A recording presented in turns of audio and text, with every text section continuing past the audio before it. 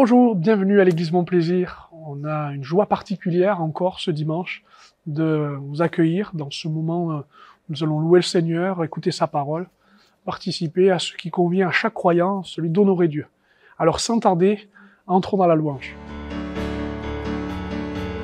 Tu es le Dieu d'éternité, le Dieu d'éternité, celui qui ne faillira jamais. Tu soutiens le cœur affligé, le cœur découragé, comme l'aigle tu es le Dieu. Tu es le Dieu d'éternité, le Dieu d'éternité, celui qui ne faillira jamais. Tu soutiens le cœur affligé, le cœur découragé, comme l'aigle je peux m'élever. Oh oui, la force est pour celui qui se confie en lui. La force est pour celui qui se confie et repose en l'éternel. Oui, en l'éternel.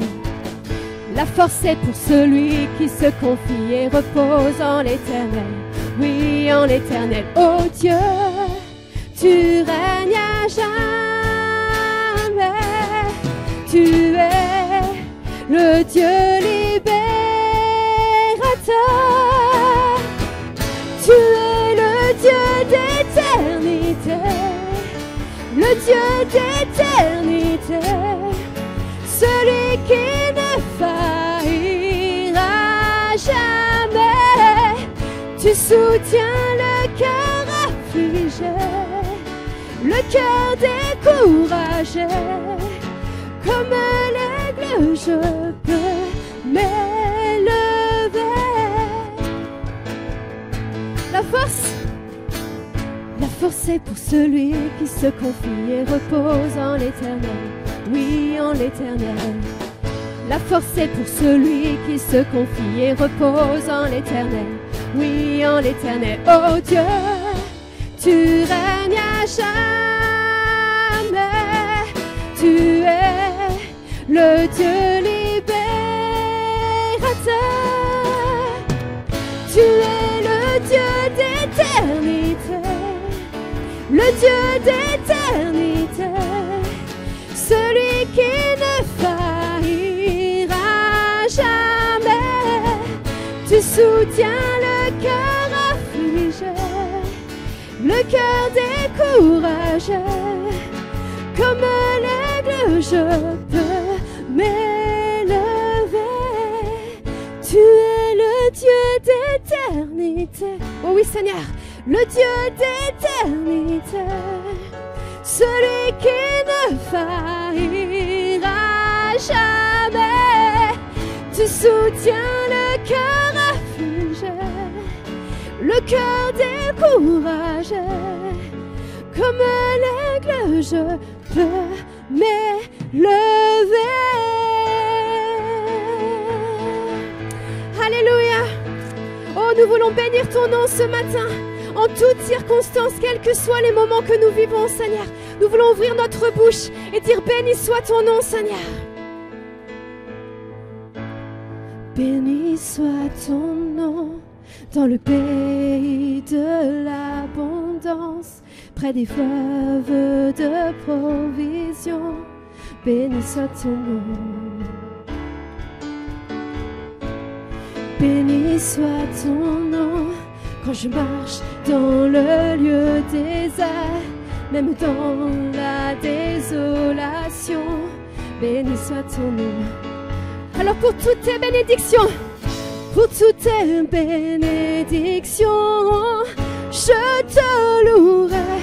Et même quand les ténèbres se dressent contre moi, je redirai béni soit le nom du Seigneur, béni soit ton nom, béni soit le nom du Seigneur, béni soit ton glorieux nom.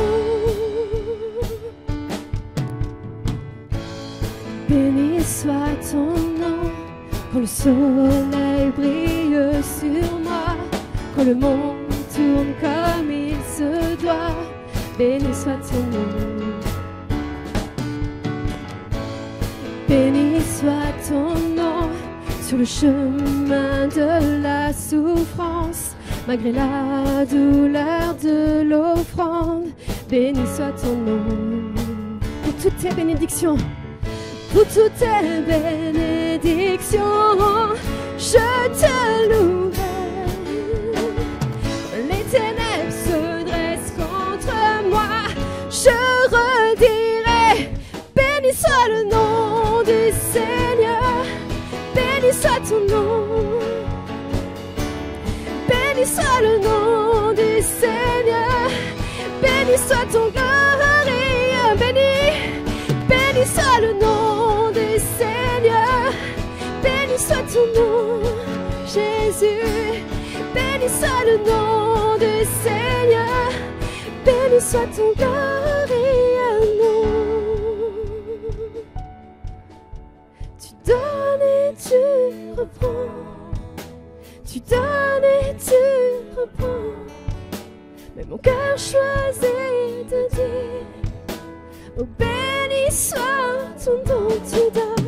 Tu donnes et tu reprends, tu donnes et tu reprends, mais mon cœur choisit de dire, oh béni soit ton nom. Béni soit le nom du Seigneur, béni soit ton nom. Béni soit le nom du Seigneur, béni soit ton glorieux nom. Béni soit le nom du Seigneur, béni soit ton nom. Béni soit le nom du Seigneur, béni soit ton glorieux nom. Est-ce qu'on peut bénir son nom? Est-ce qu'on peut le bénir un instant pendant que la musique continue? Bénis le Seigneur avec tes mots, là où tu es, bénis-le. Bénis le Seigneur avec tes mots.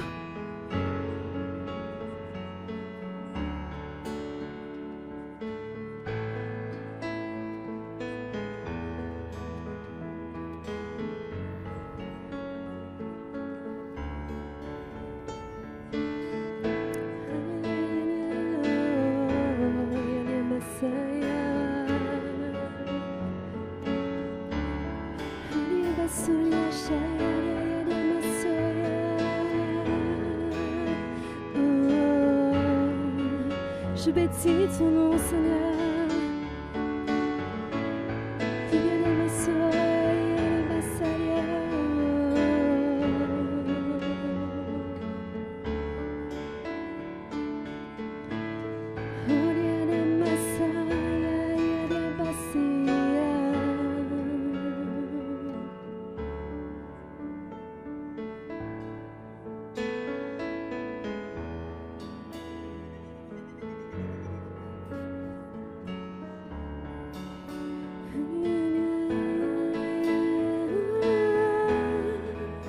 Nous te bénissons, Seigneur. Te bénissons, Jésus. Oh, oh, oh.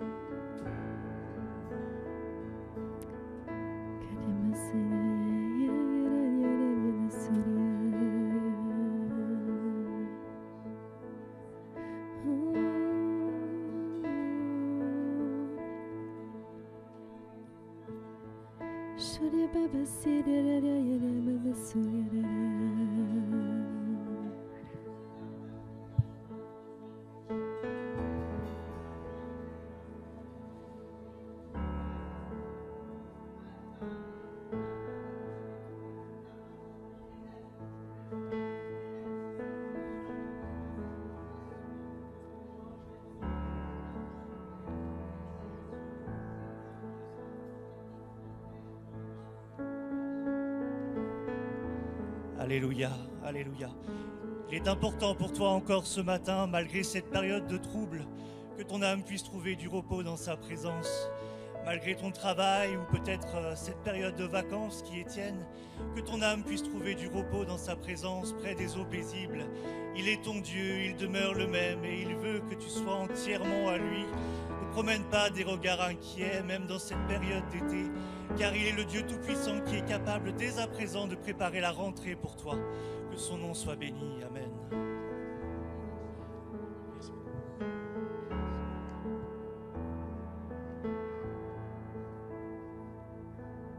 Que ton nom résonne en ce lieu. Que ton nom résonne en ce lieu. Que ton nom résonne en ce lieu. Jésus, que ton nom résonne en ce lieu. Que ton nom. Que ton nom résonne en ce lieu. Que ton nom résonne en ce lieu.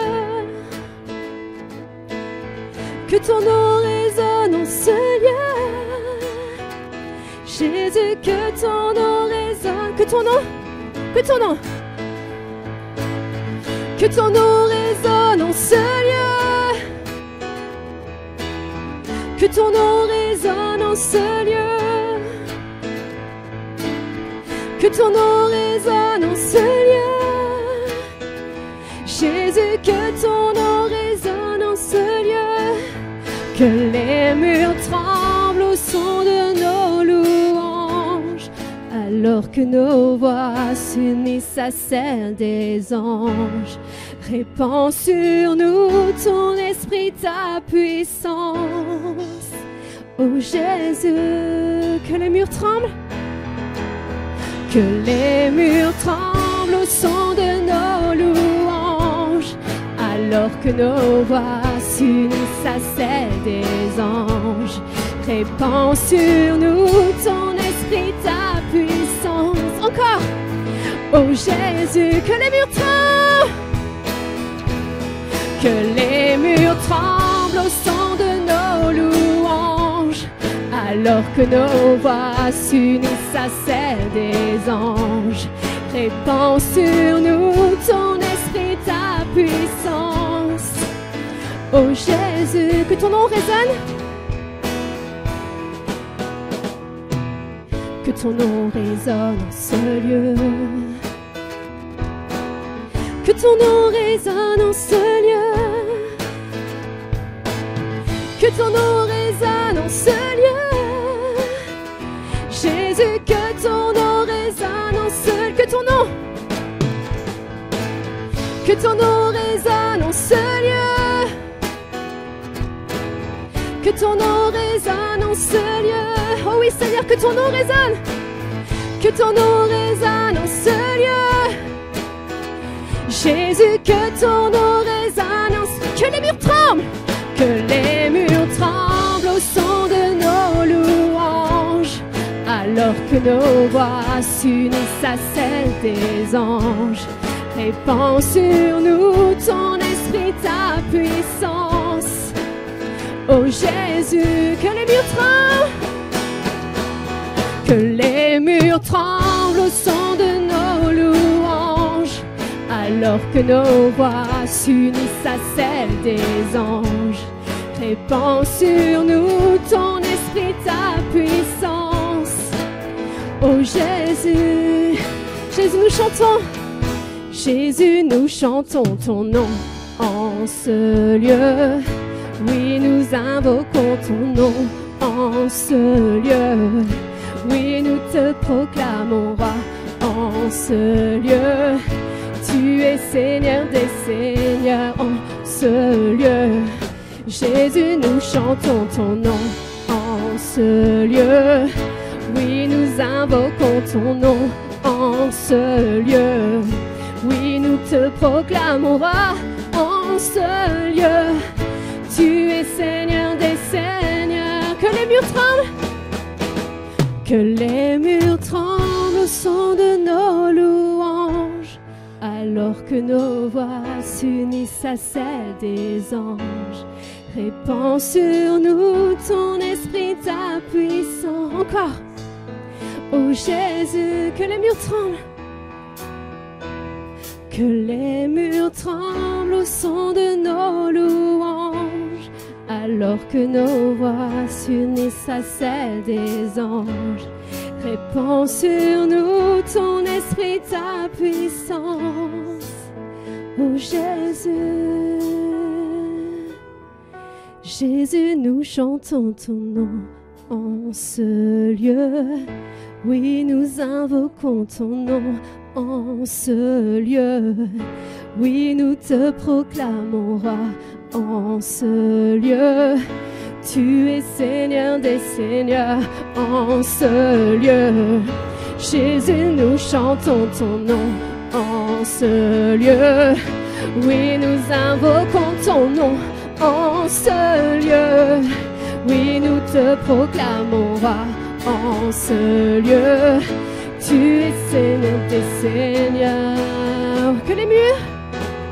Que les murs tremblent au son de nos louanges, alors que nos voix s'unissent à celles des anges. Répands sur nous ton esprit, ta puissance. Oh Jésus, que les murs tremblent au son de nos louanges, alors que nos voix s'unissent à celles des anges. Répands sur nous ton esprit, ta puissance. Oh Jésus, oh oui Seigneur, répands ton esprit.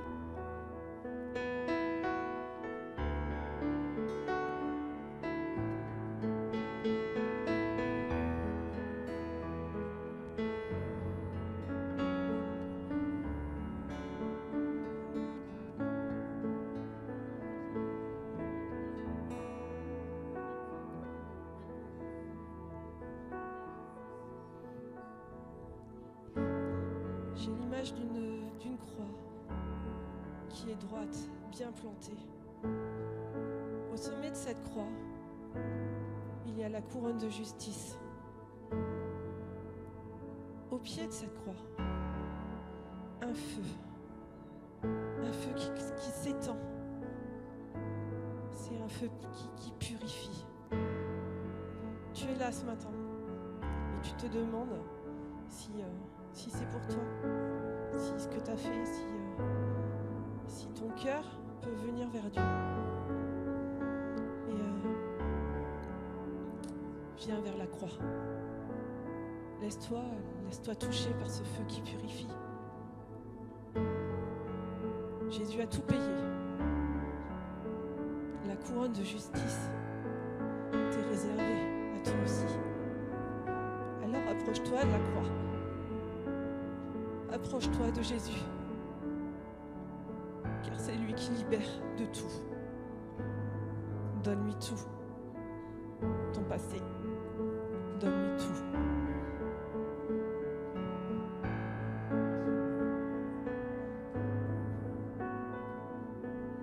Sois loué et exalté, sois loué et exalté, sois loué et exalté. Oh Jésus, toi que nous glorifions, toi que nous exaltons, ton nom soit glorifié. Sois loué et exalté, sois loué et exalté, sois loué et exalté.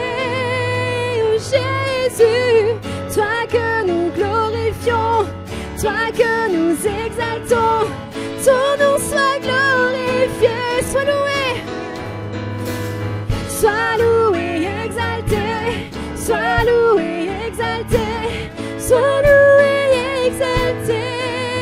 Oh Jésus, toi que nous glorifions, toi que nous exaltons, ton nom soit glorifié. Alléluia,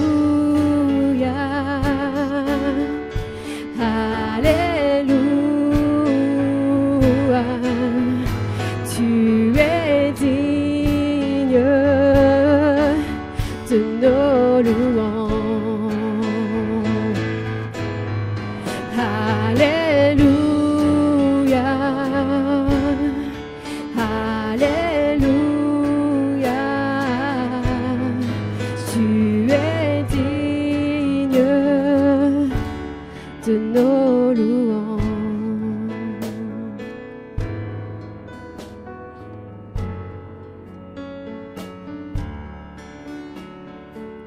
Je t'invite à le louer, à l'exalter, avec ce que tu es, avec tes mots.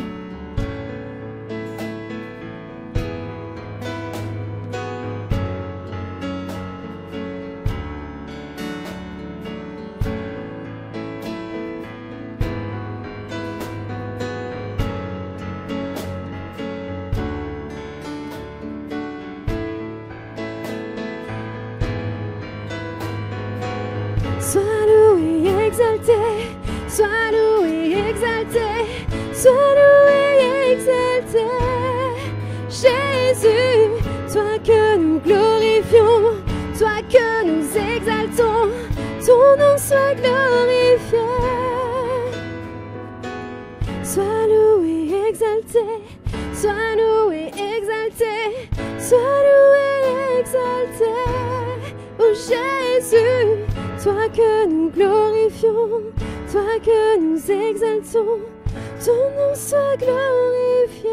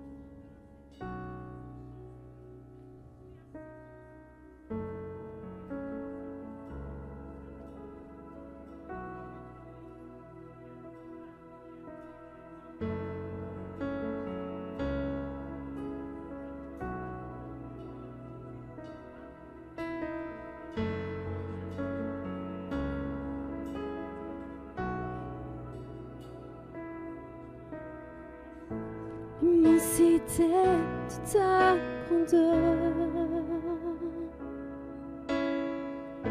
me montre que je ne suis rien.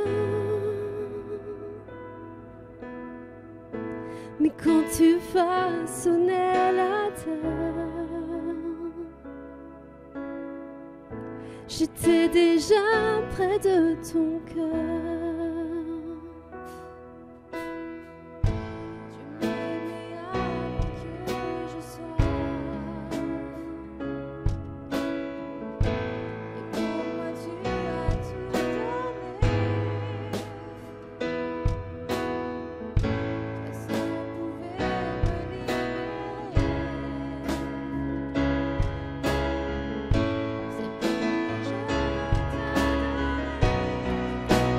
Toi seul est digne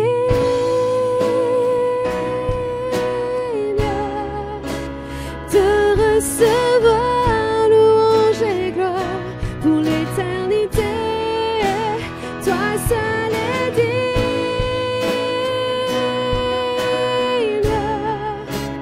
de recevoir louange et gloire pour l'éternité.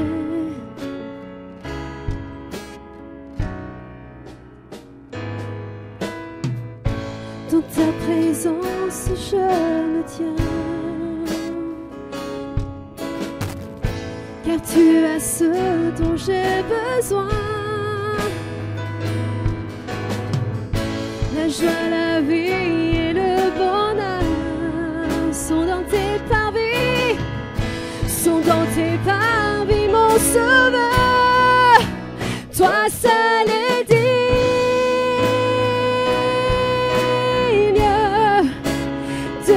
recevoir louange et gloire pour l'éternité. Toi seul est digne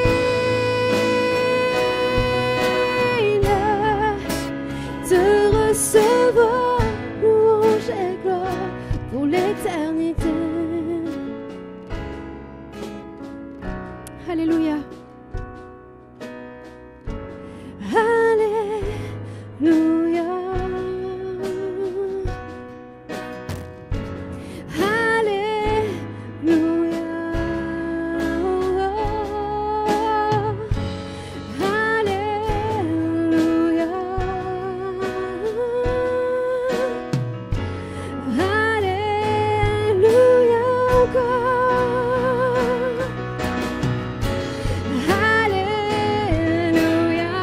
chantons Alléluia.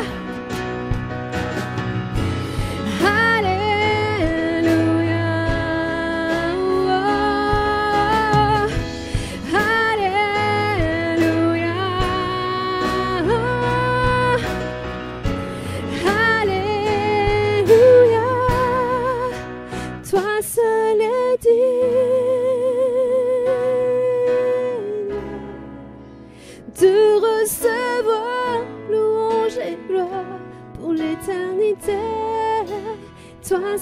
est digne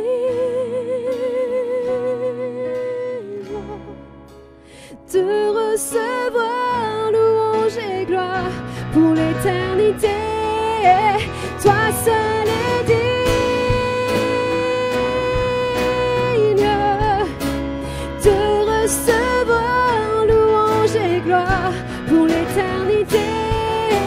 Toi seul est digne, toi seul, Seigneur, de recevoir louange et gloire pour l'éternité.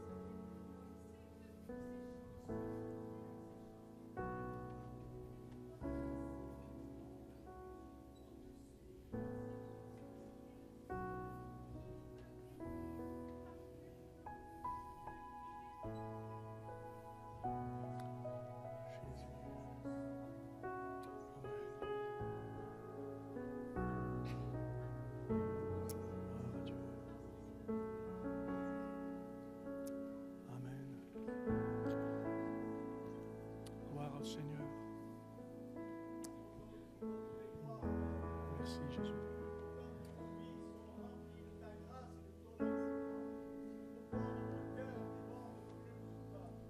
Merci Jésus.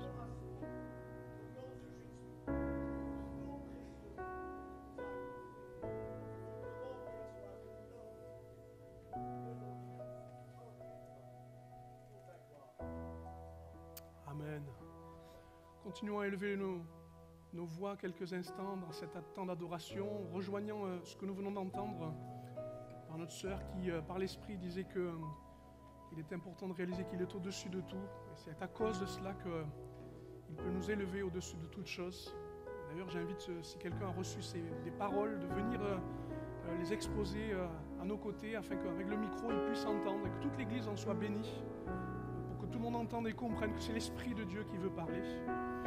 Seigneur, nous sommes devant toi parce que tu es digne de louange. Digne, ça veut dire au-dessus de toute valeur, de toute possibilité. Il est digne. Il est digne que tu sois interpellé encore ce matin par justement ce qu'il est. Et malgré ta fatigue, malgré tes préoccupations, il est important que tu sois là, bien présent, et que tu vives ce moment. Est-ce qu'on peut élever le nom du Seigneur dans sa dignité? Amen. Tu t'es rendu digne d'honneur, digne de gloire. Seigneur et mon Dieu, nous sommes des simples instruments de ta bénédiction. Merci pour le salut qui te rend digne, Seigneur. Tout toute la création te loue. Tout ce qui est céleste se tourne vers, mon Dieu, la gloire de celui qui est digne. Merci Seigneur. Notre indignité crie en nous. Nous avons besoin de ce sang qui nous purifie, de ce feu qui consume en nous ce qui n'est rien de toi, afin que tout te glorifie, Seigneur. Merci de te manifester. Ami, qui que tu sois, loue le Seigneur encore quelques instants avec nous et apprends à bénir le Seigneur malgré la difficulté. À cause de la difficulté, célèbre-le un instant, s'il te plaît. Alléluia. Béni soit notre Dieu. Béni soit notre Dieu. Amen. Amen. Merci Jésus. Merci Jésus. Amen. Amen.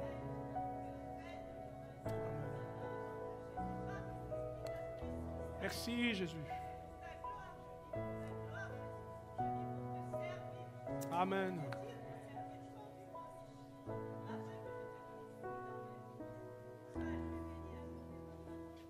C'est le moment aussi où nous nous tournons vers la parole de Dieu et je vais vous enrichir d'une parole d'encouragement, d'un mot qui va, j'allais dire, vous aider dans la persévérance. Je ne céderai pas à la tentation. Et comme tout le monde dit Amen, je pense que je suis dans la volonté de Dieu. C'est une sacrée histoire, la tentation. Hein. C'est une histoire humaine. Nous sommes tous soumis aux conditions de la tentation. Et s'il vous plaît, je sors mon scanner, je vous scanne, et si quelqu'un pense que des fois Dieu nous tente, j'aimerais vous dire que vous vous trompez et qu'il faut changer de théologie.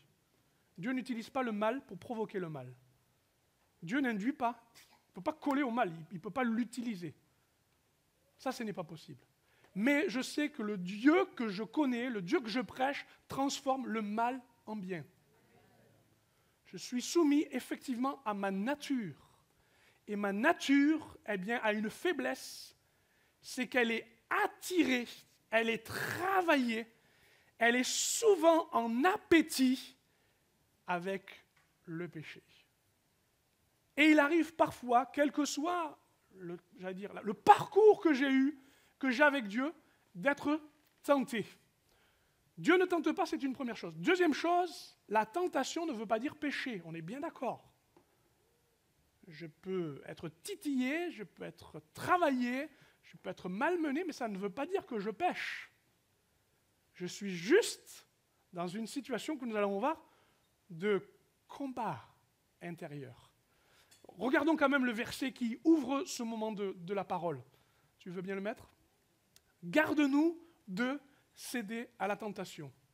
J'aime cette traduction, elle est plus heureuse, elle est moins maladroite que « ne nous induis pas en tentation ». Ça se trouve où ça ? Dans la fameuse prière qu'enseignait Jésus, du Notre Père. Donc, vous comprenez que cette prière a une importance. Elle se situe dans un besoin particulier.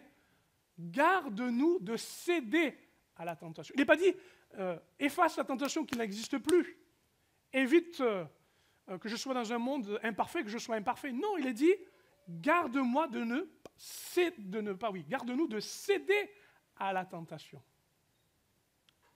Donc j'ai ici, dans ce moment que je vis avec vous, avec la parole, un Dieu inquiet, préoccupé, motivé, qui se dit il faut absolument éviter que vous tombiez dans la tentation. Il est vigilant à être vrai avec vous et vous devez être vrai avec lui. Pour pouvoir lui dire voilà où je suis tenté. Car nous sommes tentés de toutes les manières, de différentes manières, car nous sommes tous différents. Et qu'il n'y a rien de plus triste, de plus malheureux, de plus destructeur, de faire semblant d'être saint quand on ne l'est pas. De faire semblant que tout va bien alors qu'on est tenté et qu'on est en train de glisser et de boire la tasse. N'ayons pas peur parce que nous ne sommes ni des voyeurs, ni des intrigants, c'est-à-dire des gens qui cherchent les histoires, pour nous dire que Dieu est vérité et par cette vérité, il nous a franchis par la parole. Et la parole, ce matin, dénonce notre façon d'être tenté, de gérer la tentation, dénonce et tranche en nous pour que nous soyons enfin au clair avec cette situation d'être tentés. Alléluia. C'est un duel, la tentation. Un duel. À ma gauche, Satan, qui n'a qu'un seul objet. D'ailleurs, son nom, c'est tentateur, donc on ne peut pas se tromper. Hein, qui dit « Je connais parfaitement la nature humaine. Je l'ai eu il y a bien longtemps, je l'aurai encore. Je sais de quelle manière on fait pour transgresser. » Voilà quelle est la nature de la tentation. Glisser tranquillement pour transgresser. Et notre difficulté, notre inconfort en tant que croyants, quand le Saint-Esprit a mis la nature de Christ et que nous voulons faire le bien, que nous voulons ressembler à Jésus, que nous voulons être à son image, c'est qu'en nous, il y a aussi, à ma droite, Jésus, l'avocat, qui défend l'obéissance et qui, eh bien, exprime en nous une volonté ferme de quoi qu'il arrive, quoi qu'il se passe, de toujours lui obéir. Compliqué, hein? C'est compliqué d'être dans ce duel, c'est pénible. C'est pénible parce que souvent nous voyons dans notre nature combien nous cédons, nous lâchons, nous tombons et nous n'y arrivons pas.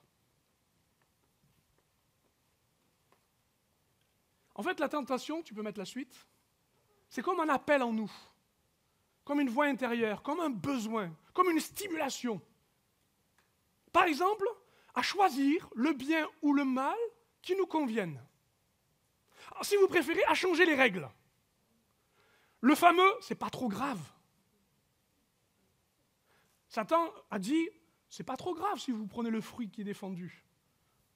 D'ailleurs, vous aurez la connaissance du bien et du mal. Comme si c'est vous qui allez changer les règles et dire ce qui est bien et ce qui est mal. Et vous savez aujourd'hui où on en est.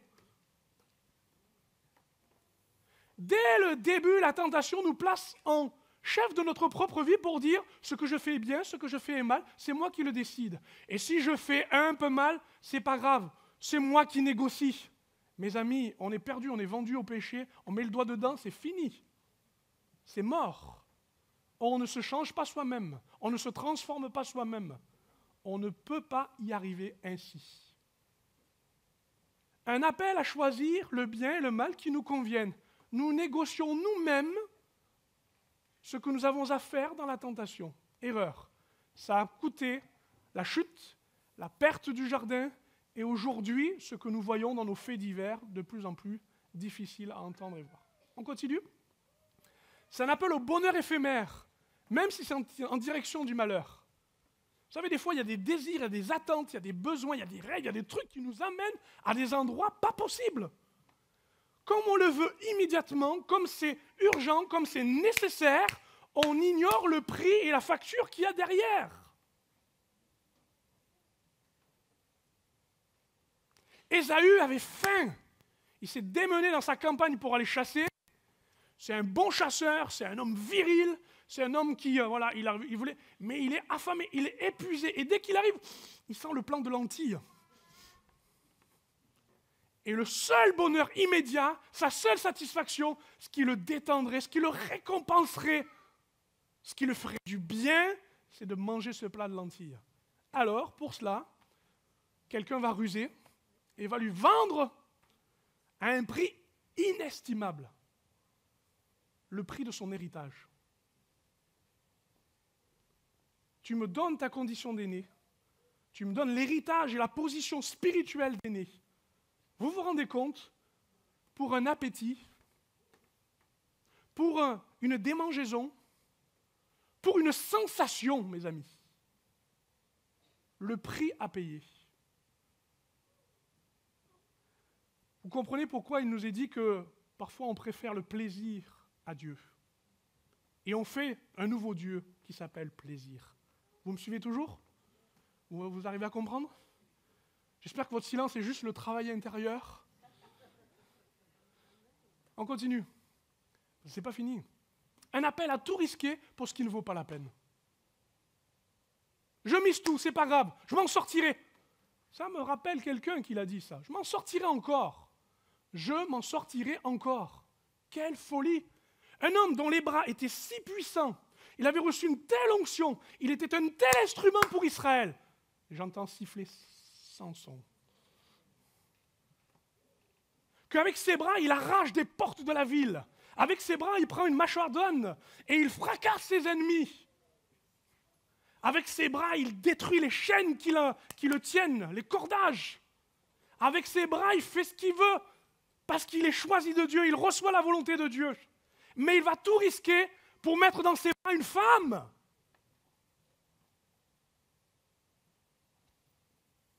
Et il va tout risquer en se disant, ça va passer quand même. Quand on succombe à la tentation, ça ne passe pas. Ça ne passe pas. Ça ne peut pas fonctionner. Vous me direz, mais la bénédiction est toujours là, la grâce. Vous avez raison. Jusqu'à ce qu'à un moment donné, Samson n'ait plus de cheveux, plus de puissance, qu'il soit aveugle et qu'il travaille pour des Philistins comme une bête de somme, à tourner une pierre pour œuvrer pour l'ennemi. Vous vous rendez compte entre un risque, je mise, tant pis, j'y vais. Je clique sur Internet, je regarde, je me satisfais, je me rassasie, je me pollue. J'ai tout risqué. Et d'un seul coup, en moins une tristesse, en moins un travail intérieur incompréhensible. Quand ça lousse, ça me dérange. Je sens une honte, une gêne. Mes amis, votre force s'en va. C'est la joie du Saint-Esprit en vous. Mes amis, votre place disparaît parce que vous n'êtes plus admis dans cette sainteté, alors que vous en avez besoin pour rester vrai devant Dieu. Ça va? Et enfin, c'est bon? On va mettre... Oh là, tu vas trop vite. Oh là là, voilà, c'est bon. Parlons du processus de la tentation. Facile, hein? Je suis courageux, mais pas autant que Johannes. Je voulais prendre une canne à pêche et vous faire une démonstration. Expliquez-moi pourquoi les poissons n'ont pas encore compris qu'il y avait un hameçon au bout de la ligne.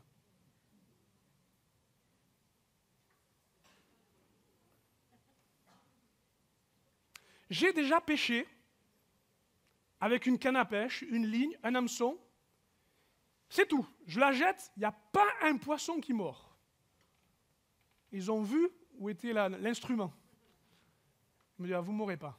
Mais dès que je mets quelque chose d'appétissant, l'hameçon disparaît, et là, tchac, ça mord tout de suite. Voyez-vous, si je vous parle de la tentation, ce n'est pas de l'hameçon dont je veux vous parler, mais du ver sur l'hameçon, de l'appât. La tentation, elle serait tellement évidente qu'on n'aurait même pas besoin d'en parler, là on perd 1 heure ensemble. Non, c'est juste que l'hameçon, on est d'accord, mais le problème c'est que le ver ou l'appât cache l'hameçon. Et cette illusion est terrible pour nous. Nous sommes leurrés, nous sommes trompés. Ainsi, chaque fois que quelque chose me plaît, quelque chose m'attire, quelque chose me décide, ai-je bien demandé à Dieu où était l'hameçon? Je n'ai pas dit qu'il y avait des hameçons partout, qu'on devait craindre de tout. Vous avez bien compris, mais on a besoin du discernement, de voir où est l'hameçon. Parce que voyez-vous, ça fonctionne très vite. Regardons le principe, si vous voulez bien, dans l'épître de Jacques. Lorsque nous sommes tentés, ce sont les mauvais désirs que nous portons en nous qui nous attirent et nous séduisent.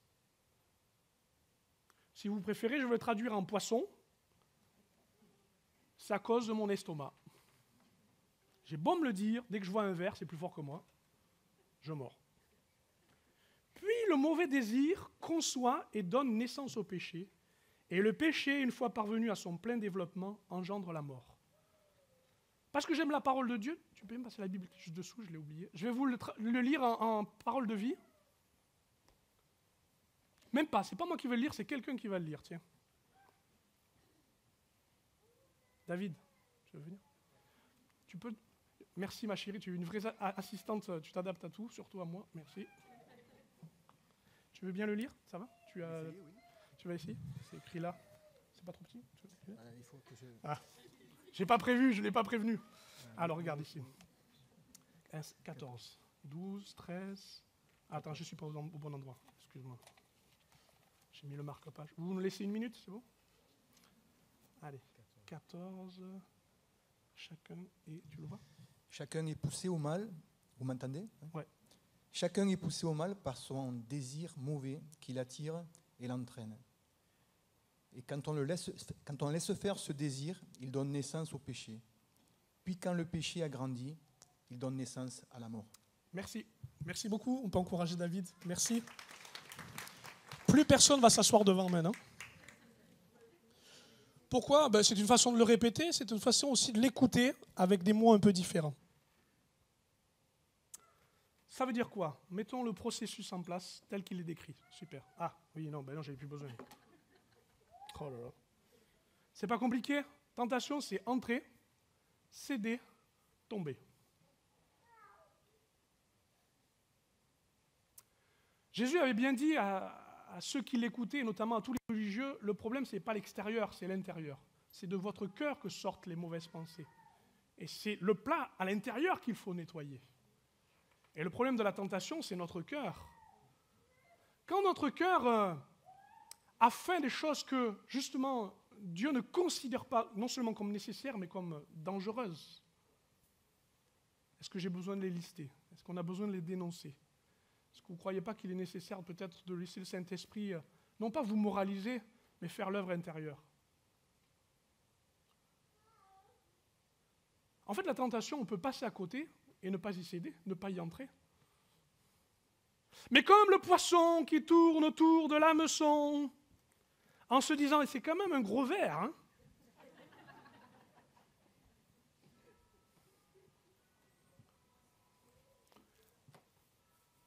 Non, il n'y a pas de... Vous l'avez compris? Exactement comme l'homme qui regarde une femme, qui peut détourner le regard, ou continuer à regarder, et se prendre un poteau, parce qu'il a oublié la direction qu'il prenait. Je prends ça parce que c'était... Enfin, c'est pas écrit comme ça dans la Bible, hein, mais... Alors, posons-nous la question ensemble, sans rentrer dans tout le processus avec du détail, ça ne sert à rien. Vous avez votre vie, j'ai la mienne, je sais comment ça marche. Vous en êtes où dans les étapes? Vous êtes à quelle étape? Vous frôlez? Vous touchez?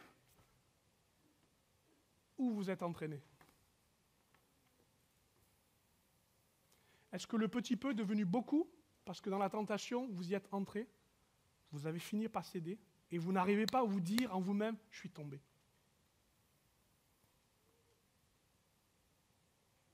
Ici, nous prenons et nous voulons que la vérité soit authentique en chacun. Et nous voulons qu'elle nous libère de ce que nous sommes, en disant, oui, j'admets, Seigneur, j'admets le processus dans lequel je me trouve. J'ai parfois évité, et puis je suis entré. Et puis juste que le désir, et puis puisque ma nature me conduit à céder, voilà qu'elle m'a attiré jusqu'au péché. Et le péché engendre la mort. C'est exactement comme l'image d'un aimant. Un aimant, si vous le mettez devant n'importe quelle particule, ça ne marchera pas. Mais dès qu'il y a du fer, l'attraction fonctionne. La tentation dans notre nature, c'est exactement pareil. Dès qu'il trouve quelque chose qui peut attirer, ça fonctionne. Où en êtes-vous sérieusement? Posons-nous la question. Quel que soit le domaine, et nous allons voir quelles sont, de manière générale, quelles sont les problématiques. Réfléchissons, soyons honnêtes. Si vous saviez combien ce message me travaille, m'a travaillé, non pas pour chercher la petite bête, mais juste pour admettre et me soumettre. Je continue. La Bible est très claire, on ne va pas faire de la psychologie en vous disant voilà la nature des besoins, voilà ce qui... Non, on va vous dire très clairement ce que Jean disait concernant justement la tentation. Premier épître de Jean, chapitre 2, versets 15 et 16, il nous est parlé de la convoitise de la chair, de la convoitise des yeux et de l'orgueil de la vie. À méditer. Vous avez 2 heures, je relève les copies. La convoitise, c'est le mot. ce qui amorce en moi, c'est le fameux ver qui vient me faire mordre l'hameçon, quoi. La chair, c'est ma nature qui cherche son plaisir plus que Dieu. N'allons pas plus loin. Je préfère mon plaisir, mon confort, je préfère ma vie à celle de Dieu. Et s'il le faut, je vais me vautrer dans la pornographie. S'il me faut, j'irai vers l'infidélité. Ça, c'est le plus grave. Mais il y a d'autres façons de penser. Hein. Il y a d'autres comportements qui révèlent la nature de la chair.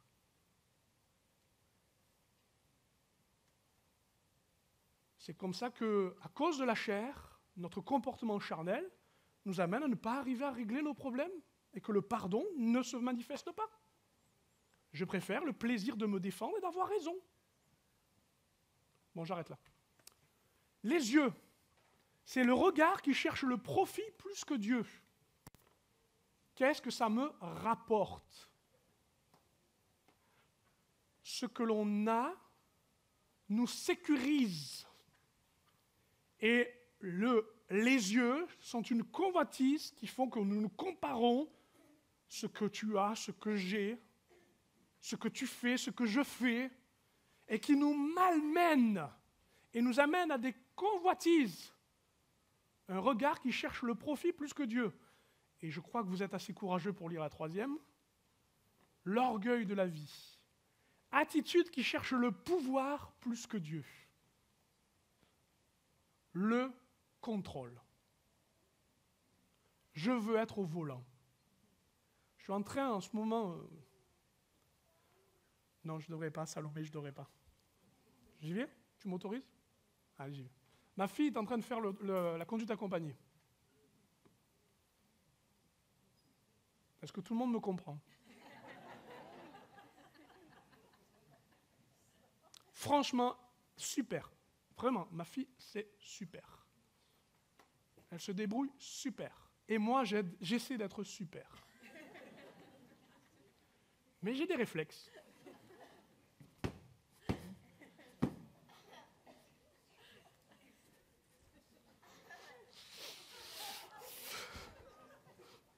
J'exagère. C'est vrai, j'exagère. Hein. J'exagère. C'est histoire d'animer un peu. Mais à l'intérieur de nous, on est très bien, on est d'accord. Quand on dit Seigneur, dirige ma vie, on est tout à fait d'accord. Je dis, tu peux la diriger, mais je prends le volant. Et l'orgueil de la vie, c'est effectivement cette façon dont on doit dépendre de Dieu pour dire, ouais, je dépends de toi surtout quand j'ai besoin de secours. Mais ne me demande rien. N'exige rien.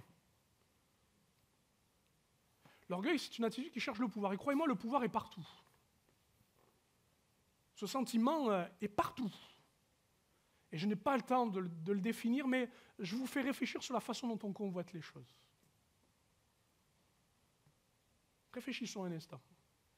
Dans nos attitudes, nos choix, notre façon de vivre. On continue?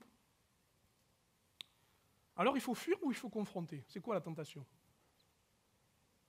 Ben, les deux. Le comment s'exprime comme ça, c'est les deux. Parfois, il faut fuir, et vite. Parfois, il faut confronter. Là aussi, hein, vous avez des notices très claires dans la parole de Dieu. Hein. Concernant la sexualité, par exemple, on sait que Joseph n'a pas géré et ne pouvait pas gérer. Il a juste fui. Il a admis qu'il devait fuir, que la situation était trop compromettante, que l'endroit où il était, avec la personne avec qui il était, ne pouvait pas. Il ne pouvait pas confronter, il n'avait pas à confronter. Et Paul disait à Timothée, fuis les passions de la jeunesse. Il y a des choses, tu n'as pas à te sentir supérieur en disant, moi ça va fonctionner, vous allez voir, je mets la personne à distance. Le nombre de gars que j'ai vu faire ça. Non, on ne joue pas. On ne joue pas avec sa propre destinée. On ne joue pas avec la volonté de Dieu. Et quand c'est nécessaire, on a le courage de dire « je fuis ». Parce que je préfère avoir la honte, juste de dire de ne pas affronter, plutôt que justement subir, céder et tomber. Écoutez bien, il y a des choses que vous ne pouvez plus regarder, des choses que vous ne pouvez plus dire, que vous ne pouvez plus faire. Il faut les fuir. C'est la mort. Et il n'y a aucun état d'âme à avoir. C'est ton œil C'est une occasion de chute, tu l'enlèves. Si ton bras est une occasion de chute, tu le coupes. Il y a des choses, elles sont de l'ordre, ça ne marche pas, on laisse tomber. C'est dur ce que je dis, hein. Mais quand c'est la gangrène, il faut enlever. Mais il y a aussi confronter. Vous venez me dire qu'il faut tout fuir. Non, il y a des choses, il faut les confronter. Il faut aussi arriver à les challenger, à les défier. Parce qu'elles reviendront toujours. Et nous verrons, par exemple, quand un ennemi se dressait et qu'il intimidait, de pouvoir dire, attends. Rappelez-vous de Jésus. Et je suis dans mon désert, tu n'es pas obligé de... Je veux te dire qu'il est écrit. Il a confronté.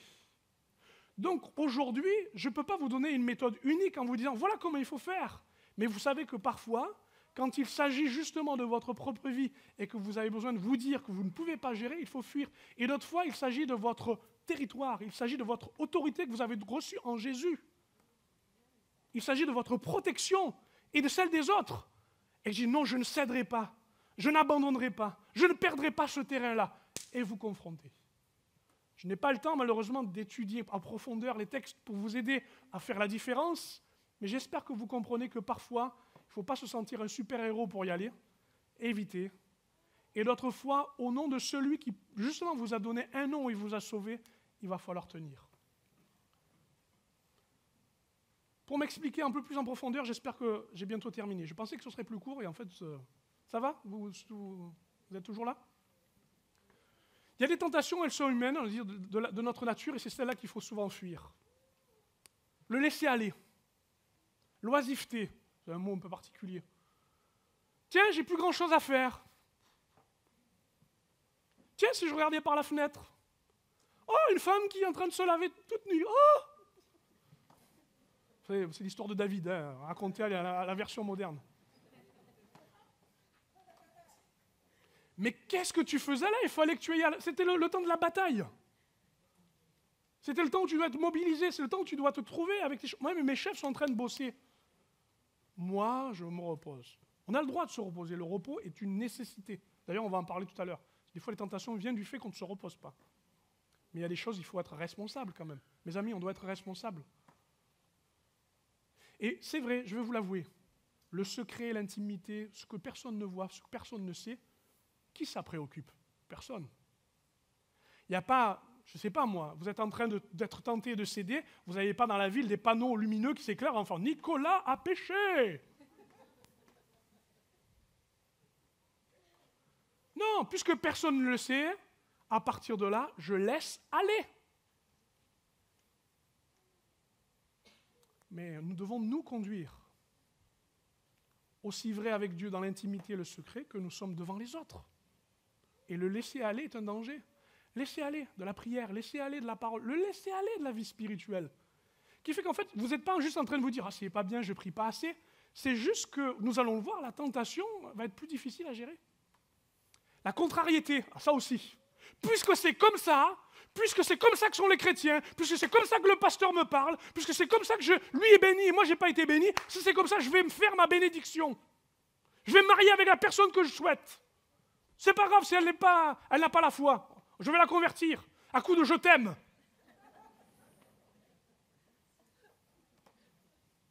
C'est comme ça qu'on fait la volonté de Dieu, on se la fabrique à cause de la réaction. À cause de la contrariété. Je suis contrarié, je boude, je pêche. Et c'est de votre faute en plus. C'est vous qui m'avez poussé à le faire. Mais on est fous. Mais on est fous.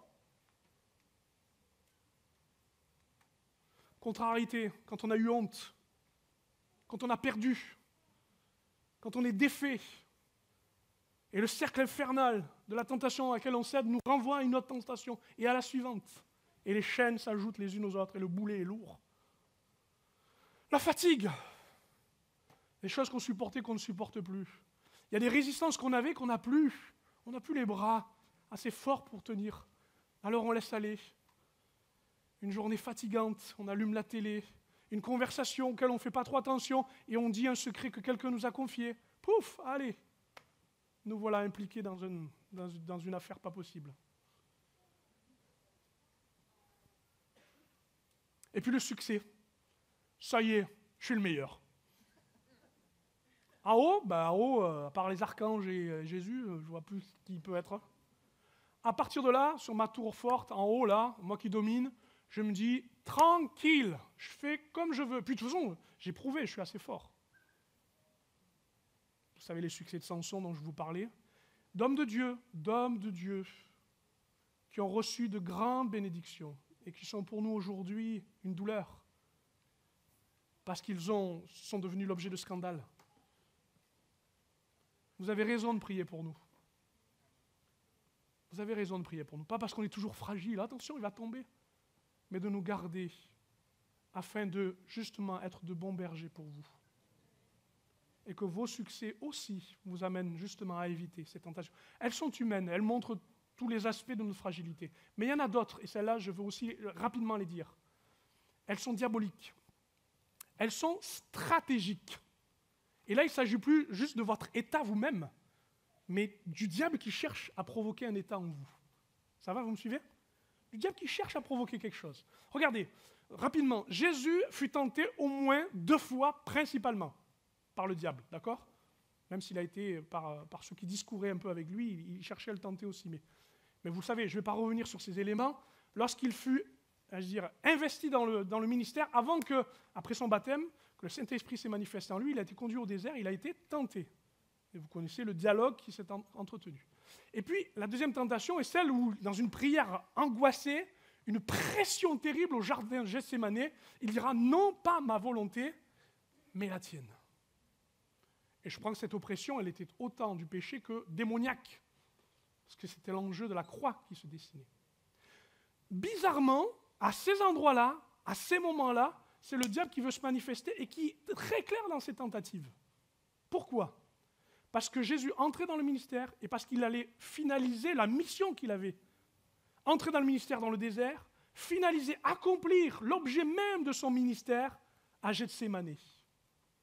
Et voyez-vous, dans nos vies, dans vos vies, il y a des attaques particulières, non pas parce que le diable attaque tout le temps, qu'il fait toujours le même. Non, on a bien fait la différence. Ce qui est de l'ordre de notre nature, ce qui est de l'ordre de la nature du diable.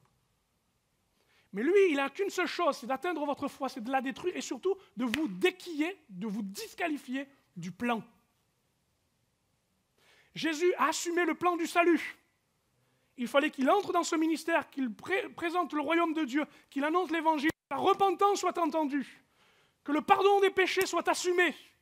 Et il l'a accompli, avec une parole qui aurait dû justement nous délivrer tous et que nous devrions faire, non pas ma volonté, mais ta volonté. Entrée et sortie. Et voyez-vous, de la même manière, le diable veut une seule chose. Vous n'entriez pas dans le plan de Dieu, que vous ne serviez pas selon son plan, que vous n'ayez pas les moyens d'être utile pour Dieu. Pourquoi ? Pour que la tentation vous fasse entrer, céder et de tomber. Voilà quel est l'objet. L'objet, ce n'est pas votre propre vie seulement, vos petits problèmes, ou ce que vous vivez à l'intérieur de vous. Le but, c'est que la renommée de Jésus soit entamée. C'est que le nom de chrétien n'ait plus de valeur. C'est qu'on soit tiède, c'est qu'on soit nu, c'est qu'on soit égorgé et détruit, parce que quelqu'un nous a dépouillés.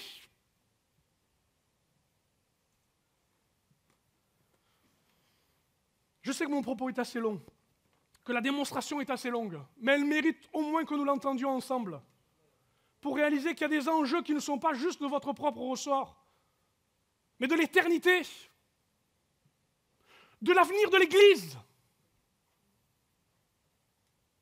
Car quelqu'un est tenté et qu'il est malmené, comment voulez-vous qu'il loue? Quand il a le besoin d'aller prier et qu'il ne peut pas parce qu'il est enchaîné par sa honte, comment voulez-vous qu'il s'entraîne et qu'il soit entraîné? Seulement, alléluia, c'est la fin quand même. Seulement, comme je vous ai dit, la préoccupation de Dieu et l'intérêt de Dieu, c'est que Jésus lui-même étant tenté, peut nous secourir. Car ayant été tenté lui-même dans ce qu'il a souffert, il peut secourir ceux qui sont tentés. Alléluia! Même à l'endroit où justement, comme un bon poisson que je suis, j'ai mordu à l'hameçon, il peut me secourir. Même si j'ai honte, même si je cède, même si je tombe, à toutes les étapes du processus, Jésus y est. Et par mon union avec lui, par mon désir de lui ressembler, je sais que Jésus a le moyen de défaire l'hameçon. De détacher ma vie de ce système qui est toujours le même et qui me ramène à un chrétien médiocre. J'aime pas ce mot. Un chrétien moyen, juste. Vous m'autorisez à l'expression? Oui. J'ai juste la fesse sur le bord du salut, mais pas plus.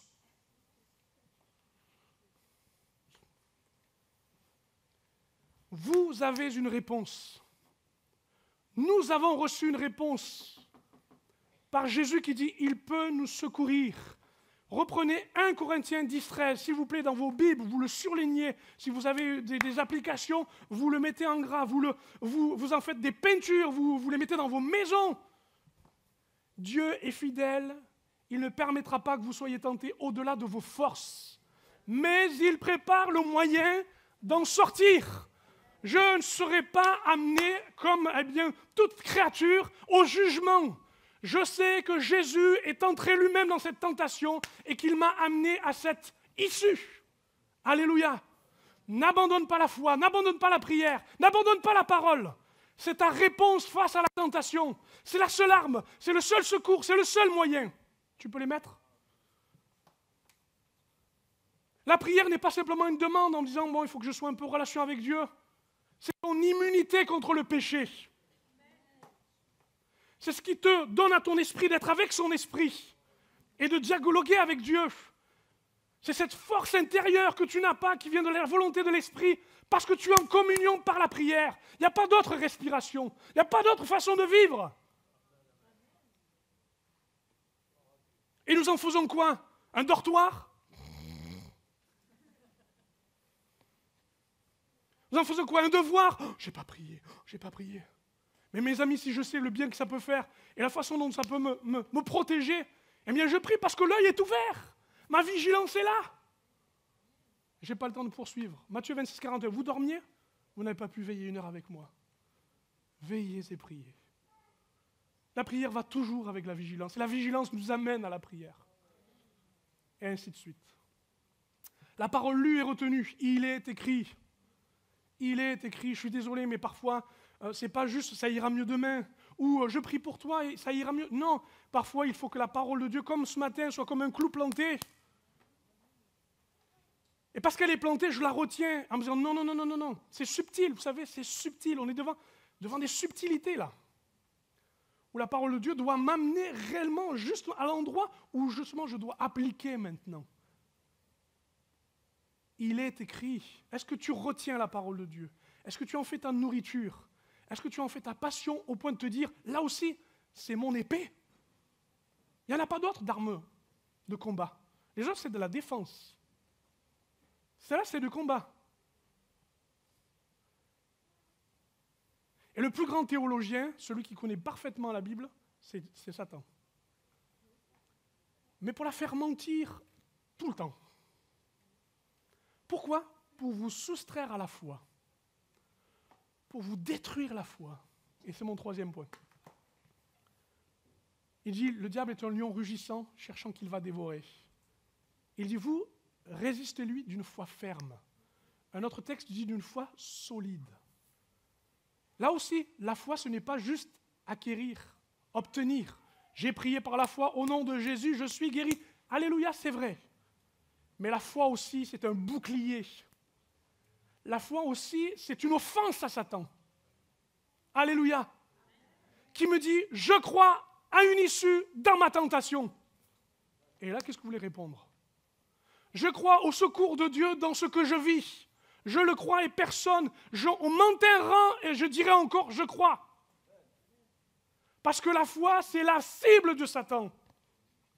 Parce que c'est ce qui lui permet justement de pouvoir rugir et de vous emporter quand vous vous éloignez, quand vous subissez, quand vous perdez de vue où est l'issue. Une foi ferme. Mes amis, ce matin, on a une réponse à donner. Et je vous invite avec l'équipe qui me rejoint à la manifester avec moi, avec vérité. Peut-être que ce que je viens de dire sur la prière, sur la parole, sur la foi, vous allez me dire, mais ces choses sont tellement évidentes. Oui, elles sont tellement évidentes qu'on ne les comprend pas et on ne les saisit pas de la bonne manière.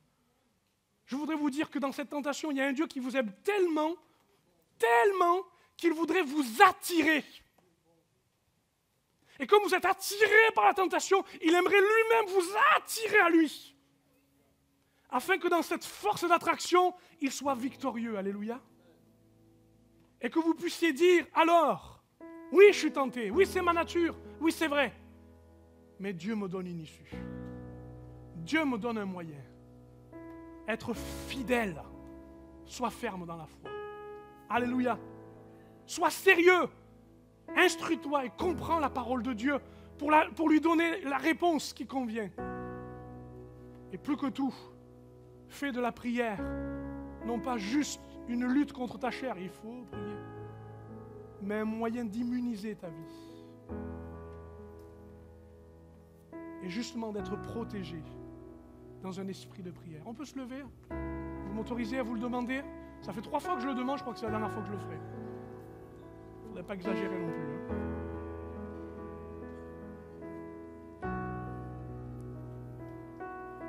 Je descends près de vous parce que je suis de la même nature que vous et je subis les mêmes choses. J'invite à ce qu'on ferme nos yeux et qu'on laisse le sérieux de la parole de Dieu maintenant. Si mon ami, tu as été dénoncé dans quoi que ce soit, ne te réfugie pas dans la crainte et la honte, mais accepte ce que Jésus est en train de te dire. Et reçois de Dieu la nature d'un pardon qui t'amènera à dire « Ne te réjouis pas, mon ennemi. Si je suis tombé, je me relèverai. » Ça, c'est une parole de l'Écriture. Pas parce que tu es meilleur, mais parce que Jésus veut te rendre meilleur. Si c'est le cas, élevez votre main au-dessus de votre tête, s'il vous plaît. Non pas en signe pour me faire plaisir, mais vous, ouais. Vous vous désignez comme ceux et celles qui ont besoin de Dieu. Amen. Amen. Merci Seigneur. Je veux dire à quelqu'un que si c'est plusieurs fois que les choses arrivent, maintenant que vous les avez levées, vous pouvez les baisser un instant.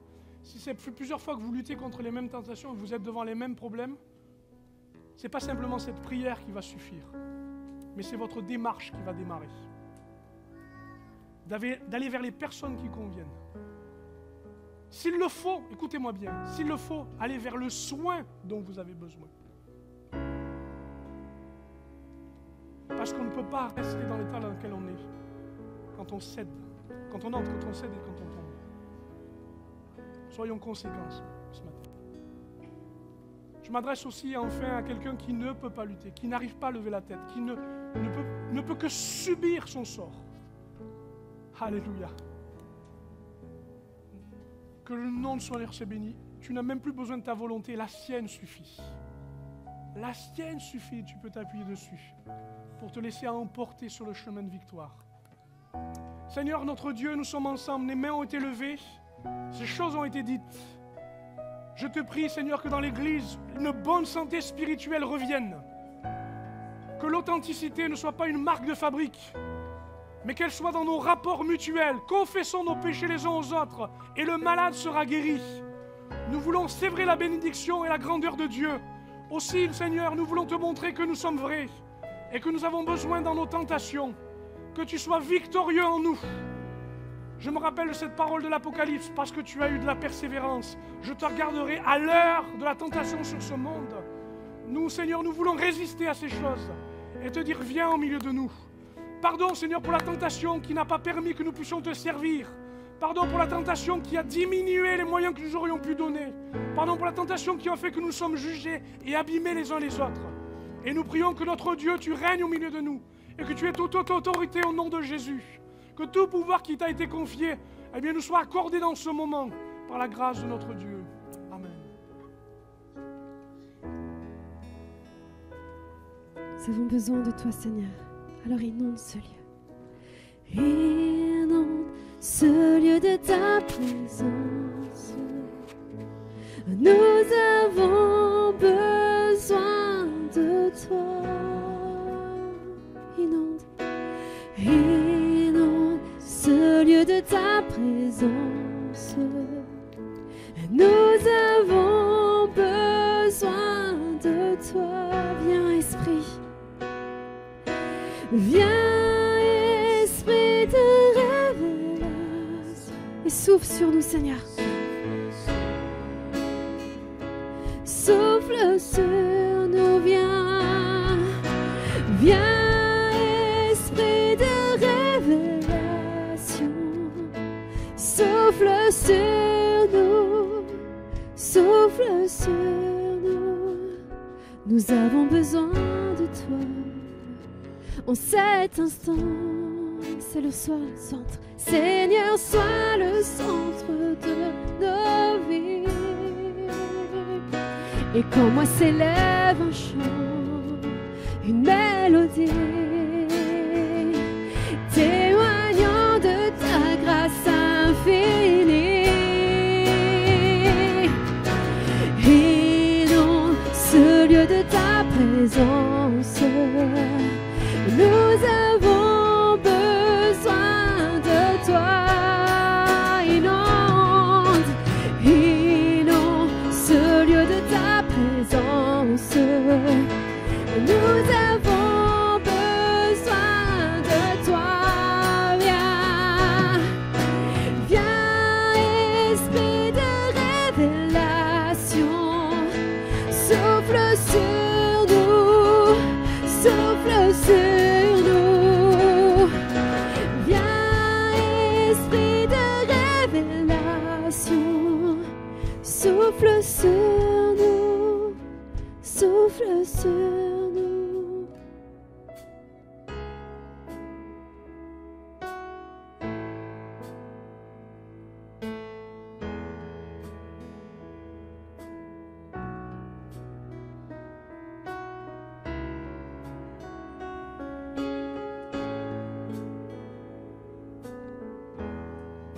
Nous poursuivons ce moment, restons les yeux fermés et tenus devant Dieu.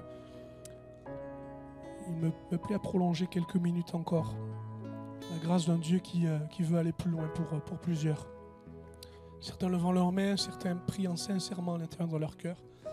Je voudrais proposer peut-être à, je ne sais pas combien de personnes, j'en sais rien, Dieu ne me le donne pas, je ne sais pas. Peut-être à quitter votre chaise juste pour dire je quitte mon état. Et je laisse maintenant l'Esprit de Dieu se manifester en moi. Si c'est votre cas, sortez, quittez votre chaise et venez un instant devant. Non pas parce qu'il y a plus de choses devant, mais parce que vous avez besoin de dire, je fais quelque chose qui me permet de dire à Dieu, voilà ce que je suis devant toi et j'ai besoin de toi. Amen. Et comme nous nous plaçons, avancez-vous si vous le souhaitez, vous adressant devant Dieu, devant lui, comme on s'approche d'un autel. On s'approche de la croix, alléluia. On s'approche de lui, on se tient devant lui. Ce n'est pas le nombre de gens qui s'avancent qui compte, c'est la démarche de foi qui nous permet de dire voilà qui je suis et ce que je vis avec toi. Amen. Amen. Amen. Et je crois à l'amour de l'Église qui, sensible à ce que vivent nos amis ici, bien prie et intercède pour que Dieu change les vies et les circonstances. Amen. Seigneur, entends la défaite des cœurs qui sont devant toi. La honte, le découragement, la peine, tout ce qui fait qu'à l'intérieur de nous, Seigneur, malmenés, on a besoin de se libérer.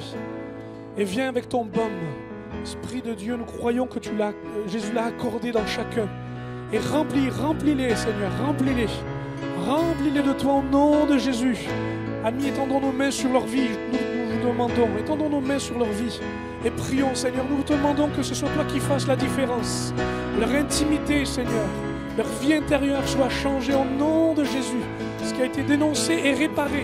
Seigneur, nous croyons que l'hameçon est lâché, que la ligne ne tire plus, Seigneur, et que c'est une nouvelle attraction vers toi.